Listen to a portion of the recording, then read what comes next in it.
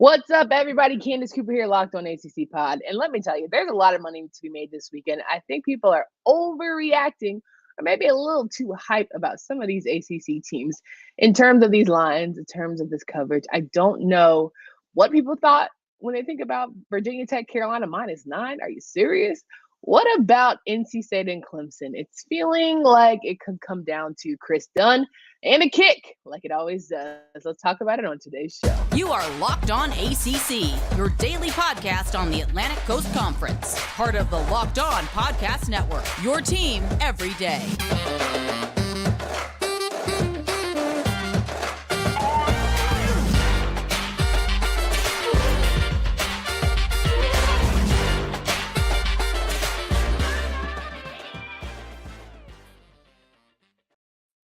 What's going on, everybody? Candace Cooper here, Locked On ACC Pods, and we are talking with Drizzy Drake from Locked On Seminoles, per usual, for Freestyle Friday, where anything goes. But more importantly than that, we're trying to make you some money. We're trying to make sure that your pockets are full after you head this Sunday. Maybe you have a little extra as you spill into the NFL season. But for college football, if there was ever a time to get right for the season, Week 5 clearly is it. There's a lot of great games here that we want to go over on today's show. So without further ado, Drizzy Drake in the building. How's it going, friend? It's going well, Candace. I'm glad to be with y'all Friday. As always, thank you guys for love and support. And also, please, thoughts and prayers out to those affected by Hurricane Ian over on the southwestern coast of Florida, Fort Myers, Orlando, and everything. Thankfully, my brother and his wife are okay and everything else too as well. But we're here to, make some money, and have a good time. And shout out to the University of Miami, who's actually on a bye this week. And y'all are lucky that y'all didn't get me on Monday and get till Friday because God, y'all are bad. Lord, I think Kenton reiterated that, even though despite the fact that it was his GBU and it was supposed to be out the Atlantic, he could not help himself but go in on the Miami team. So if you check out that Monday episode, do that. But if you checked out the Thursday episode with Alex Dono, he was right there. I mean, he didn't go in, but he pretty much was like, yeah, it's a sad sight right now. Can't hold you. Yeah, it's a poor state of repair. It was like a state of disrepair, I think, is the best way to talk about the University of Coral Gables. Y'all in University of Miami until you actually win some damn games of relevance because y'all struggled against Southern Miss, and then y'all got beat up by Middle Tennessee. Like, I know in the comments you're going to be like, oh, but Jacksonville State last year. Yeah, we lost on a Hail Mary. Y'all got dog walked at home by like 30 freaking points. So, yeah. They actually were not at home, so if that helps. Miami?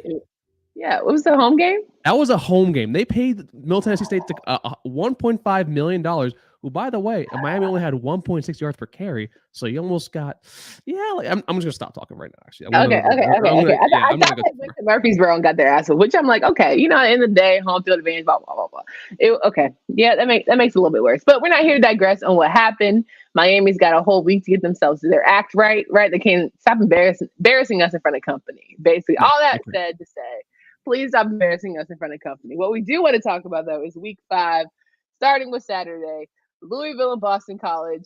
Now, if you listen to yesterday's show, I said, listen, Louisville, don't play around. Don't play with your food.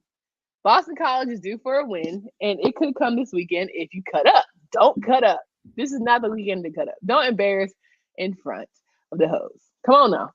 You never, ever embarrass us in front of the hose. And that's why Louisville's going to comfortably cover the spread. Currently, the spread right now is Louisville is -14.5. I saw it -15.5 this morning. And to me, this is a Boston College team that I think Kenton reiterated it. I think A.J. Black has said the same thing. Basically, Phil Dracovic is like by himself on the sideline. He's not talking, not engaging with the offensive line. He's not engaging with Zay. It just feels like he's kind of a man on an island. So it's like, do you have Moorhead, the backup, come in and actually, take some snaps? And to me, this is like you saw with FSU, like an FSU team we're a very, very good team, but they physically dominated them both offensively and defensively, and even started off with a kick return for a touchdown. We haven't had one of those since 2013. So to me, Louisville, like, I know Scott Satterfield, I'm not a big fan of his, but I leave Malik Cunningham, that offense showcased that they can beat up on actually pretty damn bad teams by showcasing that last week against USF when they did cover as well. But even being down 2 touchdowns is still not enough to me in terms of what this Boston College team is. Like, I would think this is going to be a blowout, minus at least 35, minus maybe even 28. But -14 is like, it could still be a little more dicey than you want it to be when it's all said and done. I mean, it's maybe someone knows, basically people. I think it's more also that like people forget like how bad Louisville was for the first 2 games. But in the past 2 games, they've actually looked like competent. I don't know if better is the right word, but competent. Yeah. So like to me, like I think 14.5, that's like a safer number. And to me, I'll take that all day. I would take it honestly up to 17.5. That's fair. Now we got Wake Forest, Florida State. Next team, they'll start at 3:30. Our first 3:30 matchup of the day. Probably, arguably, one of the best games, the top 25 matchup between the Demon Deacons and the Seminoles. I already know which way you rocking, but -7. How are you feeling about that one? So, Candace, do you remember the song that you put me on last year, by the way, when we started doing these plays? No. What? It was Shootout by a Soulja Boy. Let me get him, because this is a public service now for all y'all out there. This is going to be a shootout, and just like that game too as well, because these are 2 offenses that right now, Wake Forest, master the slow mesh, put up 40 plus points on a Clemson defense that I like our defense. Our defensive line is nowhere near Clemson's, and also our defensive line is without a majority of their starters. But also, this Wake Forest defense, while improved, as Candace would say, the bar was in hell from last year. And this is basically an offense from FSU that has Johnny Wilson, the 6'7" freak, or Johnny Quest, I like to call him, Micah Pittman, who was due for a touchdown, and then the 3-headed monster of Trey Benson, Trayshawn Ward, and Lawrence Toafili. And then Jordan Travis, aka your Heisman frontrunner right now at this point, as Candace would tell you too. So to me, the easy play here is over 63.5. And I hate to say this too, 7 points is too much. I do think Wake Forest has enough of firepower to keep up with FSU. I think FSU wins this game, but I wouldn't be surprised if there's like a 42-38 kind of score line in FSU's favor. So take Wake to cover the points. I think FSU is going to have to play perfect. And I say this because Wake Forest is known for their perfection. Minimal turnovers, and they make you pay for your turnovers. So I think Florida State is going to have to be of sound mind and truly tunnel vision, play their best ball that they've had this season, right? You can't really be sloppy and think you're going to be able to make it up. That's just not what you get with a Wake Forest opponent. So I'm hoping that the Doak hype does enough for them. No, and I think you're absolutely correct with that. I think Wake Forest has not had a negative turnover margin for an entire season, I think, since like 2016. So that's 6 years of that. And then I think in 33 out of the last 35 games, they've had turnovers. But look at last year's game. FSU had 6 turnovers. Shout out to Mackenzie Milton, who basically wasn't able to play well that game. Jordan Travis, the same damn thing. But the score was still 35-14. So it wasn't the big sort of like offensive explosion that you see for Wake Forest. So to me, with a competent QB, confident offense, FSU was going to win this game. But 7 points is a lot. And it's a lot to ask for a Wake Forest team that can score quick, can score fast. But look out for the explosive plays, because Wake Forest, while I do get explosive plays, they're 100th in defense in allowing explosive plays. So expect for some Ja'Kai Douglas, some Johnny Wilson bombs out there. Yeah, 100%. All right, moving on to the next 3:30 game, Virginia Tech and North Carolina, which arguably is a head-to-head and who could be fighting for a top of the Coastal. Listen, I'm not saying I'm over it, but I'm kind of over it. But -9, are you guys on the highest of highs? Can't be watching this North Carolina defense thinking -9 is going to be doable. Yeah, our friends over at BetOnline.ag might have to let us know where the plug's at. But overall, to me, with Virginia Tech, UNC, I'm not taking those points because I do feel like Virginia Tech, they might struggle because Grant Wallace has shown not to be sort of the most consistent QB. But I'm also not having, as like I'm agreeing with you in that I don't have faith in UNC's defense to be able to cover nearly 2 touchdown spreads. So to me, we've been taking the over all year. We've only missed the over on this team once. So give me the over at 53 because I do trust Drake May. That kid is going to be a stud for years to come. It might be probably better than Sam Howell when his career is over. All I want is 4 quarters of defense. 4 quarters of good defense. I will be a happy. I don't even care if you slip up and allow touch. That's fine. Listen, ain't nobody going to have a perfect. Ain't no shutouts happening. Fine. It should happen with Grant Wells, but I'm not even going to be cute like that. I'm going to say he's going to figure out how to score. But what I'm asking you, be competitive for 4 quarters. I plead, I beg. I'm looking in the camera asking you, please, my God. All right.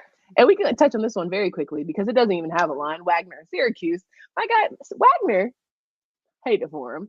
Syracuse is going to mess around and be 5-0. That's crazy. I want to sincerely look at the camera now that you did that. I'm going to follow your lead. Dino, I'm sorry for the things I've done, for the things I've said, and everything I've said over the past year and a half. You've showcased that patience. I think AJ Black was saying it earlier this week.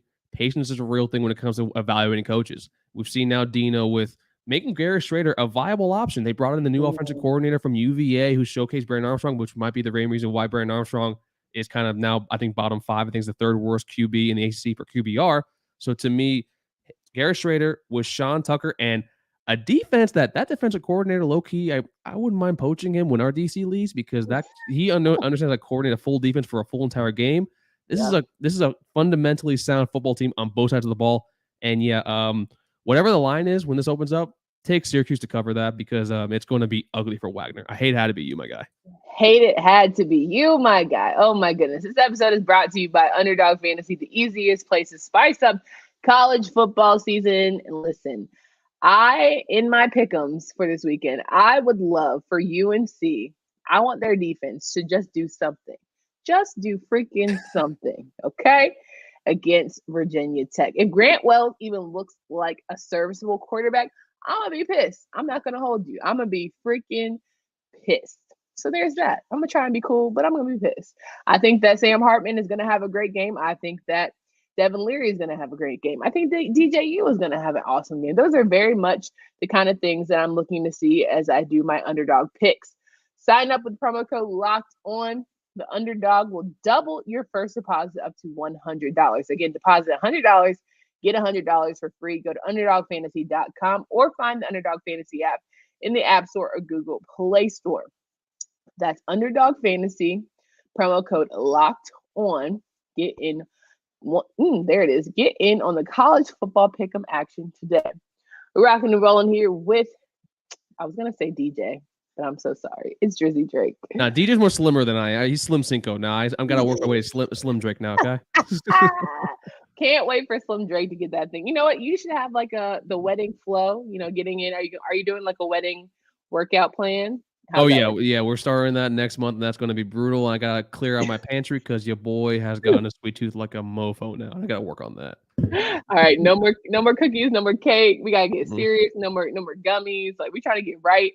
Yes, for the wedding season. Now, trying to get right for Saturday would all be for NC State and Clemson, which is going to be the best game of the weekend. Good Lord, please just let it be high flying. Please let it be great defense. All the classic kind of combos say, classic speak. You know what I'm trying to say. I can't even get it out because I'm so freaking excited. It's going to be at 7:30. There's no better place to be, unless you're going to be a Duke like I am. Clemson, Death Valley, all the energy and vibes. Can NC State pull off this victory? Well, can Devin Leary actually play up to this potential that we've had him for all season? That's the question to me. Yeah. Like, I think the NC State's defense has been really damn good all year. That's a defense. To me, their defense is better than Clemson's overall. Like, not the players talent-wise, but I definitely feel they, as a unit, as a full unit, they look better. But we need Devin Leary to step up because he's basically been – he also has had a QBR at 49. He's in the bottom 5 right now in the conference overall. To me, this is a game that's going to be high, not high scoring, but the line right now, the over-under is set at 43. Take the over in that. I think that they thought the Storm would probably actually have a bigger effect on that. I believe the Storm won't actually be around towards game time, so take the over with that. I'm not your meteorologist, but typically you want to look at weather patterns for that. And then to me, I like NC State to do it again this year. I think NC State at plus 6.5 is going to be the real play. I think Devin Leary will do just enough to beat up on a Clemson team because with DJ has played really well this year. He's played a lot better. He looks a lot more improved. But Wake Forest secondary isn't that great. And quite frankly, the Clemson's wide receivers, they're going to go up against the secondary for NC State, which is also a much better defense too. So give me the 3 play, the 3 for 3. NC State plus 6.5, NC State to win plus 220, and the over to 43. I can't wait to hear about it because I think that ultimately this game is going to come down to special teams and it's going to come down to Chris Dunn. I want him to get some revenge. I want him to make all the kicks. I want him to, like, it's games on the line. I don't even want to come down to that. I don't want it to have to come down to Dunn. I want it to be like high flying Leary versus DJ. You know, that's how it goes. I would hate for it to come down to kicks and he has the same kind of pressure. And shout out to CD in the chat right there. You see that? Let's go NC State. Like, we're all Wolfpack this week. We are all, because I think it'd be more fun, right? I think it'd be more fun to have NC State at the top of them because we've seen Clemson do it. Let's have someone who's flying under the radar. I was a little nervous about that Texas Tech matchup, but it's actually proving to be better for NC State to win how they did and get that big dub. They exerted their dominance on that game. Yeah. Right. So I'm thinking this is gonna be the one, the what's it call it? The granddaddy of them all. Virginia and Duke. Next matchup here. Virginia is heading to Wallace Wade. Beating Mike Elko is going to be a challenge, but they're bouncing back after the Kansas game. They don't want to be a reflection of past seasons where they just start to slip up against halfway decent teams. They want to prove their point that they are a different program than in years past. I'm going for Duke. I will be there in the building. I'm -2.5. I mean, whatever. You have it. I got it. I'm feeling like Duke is going to pull this off. However, Virginia is due for a good game. We almost saw it with the Syracuse matchup. That offense, though, is terrible. Defense is a close second. Okay. So, folks, BetOnline drops their lines typically either Sunday night or early Monday morning. I took Duke at -1.5. Now, Candace, I think this line will keep moving, and my hedge my bet here a little bit. Why shouldn't folks take Virginia at +2.5? Because I think that is a very tempting kind of a trap game line for these people. Well, if you look, Nick Jackson got the targeting call, won't be in the first half. 1, that's the best player that they've got. 2, I just think Brennan Armstrong is not clicking. Like, obviously a good quarterback figures it out.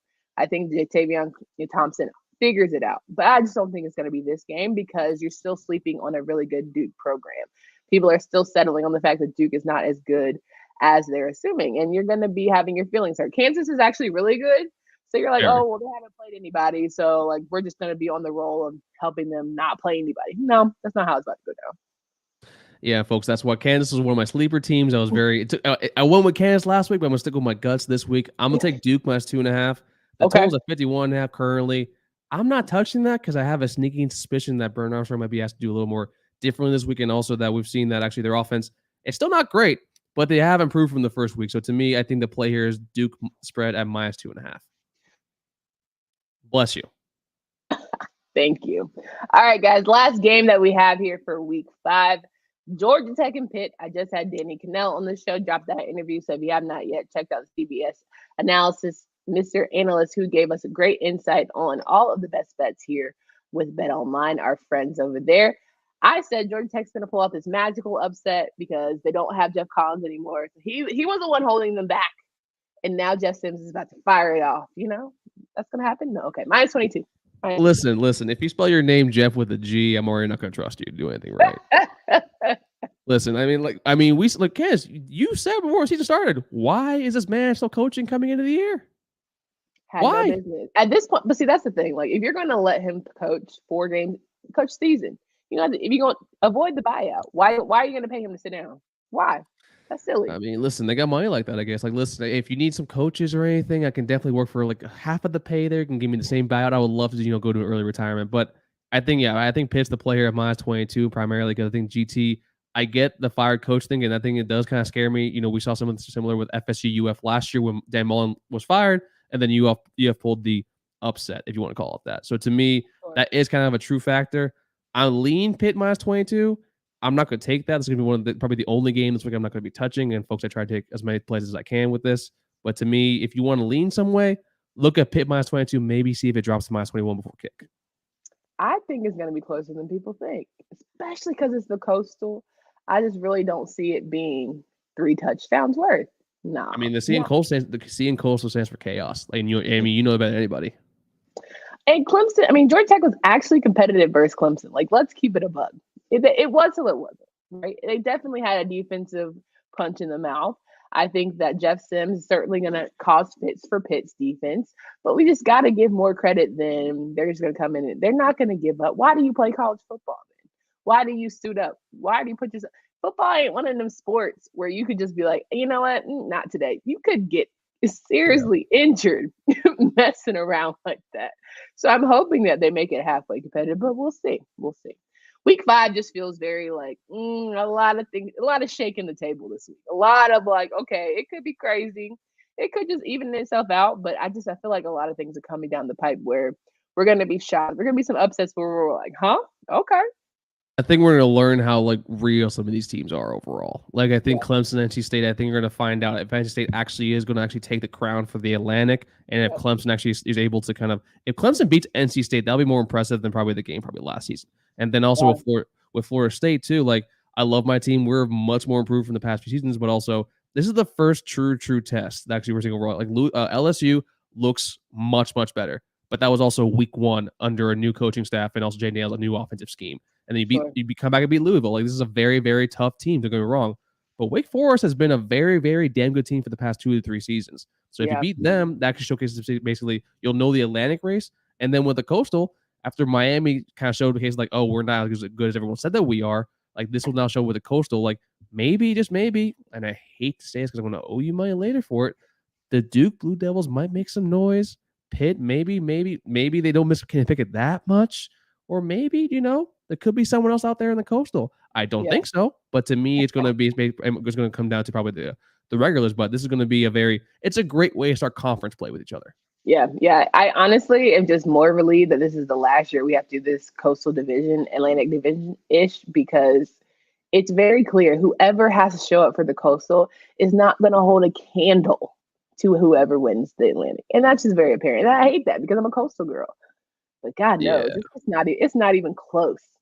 Yeah, the talent level, I mean, the Coastal went 1-6 in games last week. The only one win was Pittsburgh against University of Rhode Island, where I was surprised that Rhode Island even had a football team.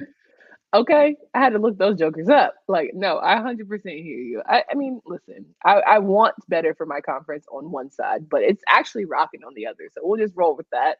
And then we'll get ready for next season when the best 2 teams will actually play each other. So there's that. Drizzy Drake, we're going to keep it short and sweet today. We're going to make sure y'all get y'all money. We said what we needed to say. Guys, where can we find Drizzy Drake? He going to about to tell you. Where is it? You can follow me at Tally__Drake. You can follow my co-host Dave at FSU Knowles. The O is a 0 and the S is a 5 because he is ancient like Miami's offense. And also you can follow the podcast at Knowles Anonymous. Basically, we engage with our fans, get themes for our episodes. As always, we're fans first, people second, and content creators third. Love to hear it, guys. With Candace Cooper and Drizzy Drake, thank you so much for joining the show. Have a great and safe weekend. Be smart out there. Make you some money, though. Until next time, we'll see you on Monday. GBU, you know how we do.